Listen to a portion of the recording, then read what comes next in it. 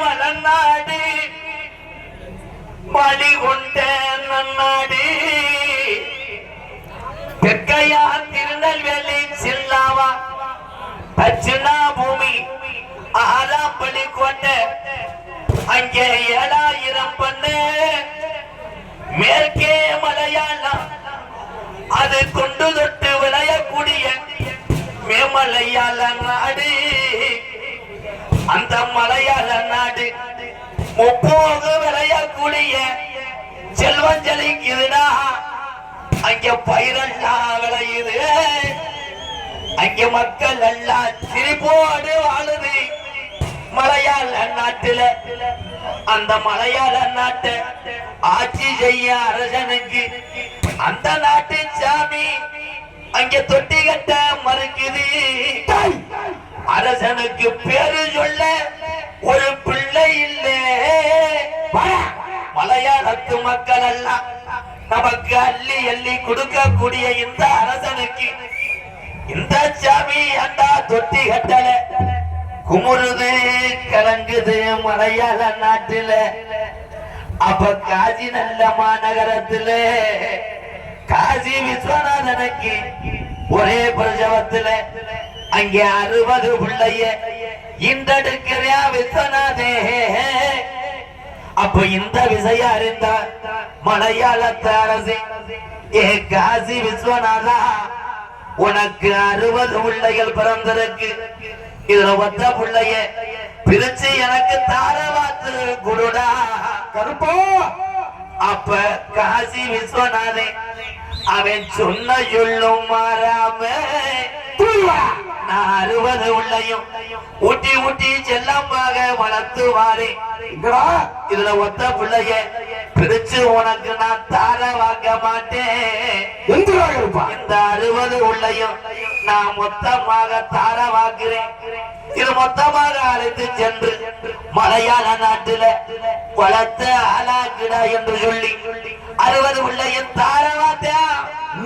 காசி விஸ்வநாதே இந்த 60 உள்ளையும் மலையாள நாட்டுல வந்த நேரத்தில அங்க சந்தோஷம் பொருட்களே வீடு வீடாக போய் ஊட்டி வளர்க்குது 60 பிள்ளையும் மலையாள நாட்டு மக்க. இந்த பிள்ளைய வளர வளர முப்போது விளைஞ்சி செல்வஞ்சலி பறந்த மலையாள சீமை பஞ்சம் போகுது, நாடு பத்தி எரியுதுடா. அங்கே விலங்கெல்லாம் ஜாகுது, அங்கே பயிரெல்லாம் கருகுது, மக்களுக்கு சோறு தண்ணி இல்லடா, வாடுதுடா மலையாள சீமை கருப்பு. அப்ப மலையாளத்து அரசே பாட்டைங்க காலத்துல இருந்து இந்த பஞ்சம் வந்ததில்லை. இந்த பஞ்சம் வர காரணம் என்ன? எத்தனைய கோடாங்கிய கூட்டி வந்து பஞ்சத்துக்கு மண்டு குறி பார்த்தாலும் அங்கே உடுக்க உடச்செறிஞ்சிரும். கோடாங்கிய பேச விடாம வாய கட்டி போறோம். அப்ப இந்த குறி சொல்ல நாட்டுல இனி கோடாங்கி இல்லையா? அப்ப கோஜு உண்டு கோடாங்கிய கூட்டி வந்து மலையாள நாட்டுல மண்டு குறி பார்க்கும் போது அந்த கோடாங்கி சொன்னானா, காசி விஸ்வநாதே தாரவாத்து கொடுத்த 60 உள்ளையும் இன்னைக்கு உருமாறி ஒத்த புள்ளையா நிக்குதுடா. ஓடி வா, இது புள்ளா கருப்புடா. எந்திரா கருப்பா, இவன் ஆரடி வெங்கடா, இவன் ரோஜக்கார சாமிடா. இந்த கருப்பு சங்கிலில கட்டுனால இவனை கட்டுப்படுத்த முடியாது. இவன் எடுத்தறிய ஈட்டிய இதுவரைக்கு நாட்டில வீண் போனதில்லை. இந்த கருப்பு ரோஜக்கார சாமிடா, இவன் வீரத்த மலையாள நாட்டு மக்க.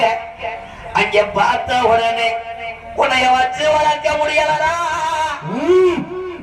பாக்கு நல்ல மரம் பொழந்து ஒரு வெண்கல பெட்டி செஞ்சு அடைச்சிட்டாண்டா மலையாளத்தை. உன்னைய பெட்டிக்குள்ள உன் பெட்டி கிளம்ப மறுக்குது. அப்ப பெய்யாத மழை பெருமழை வேஞ்சு குட்டி கிளம்புதுடா கருப்பே பெட்டிய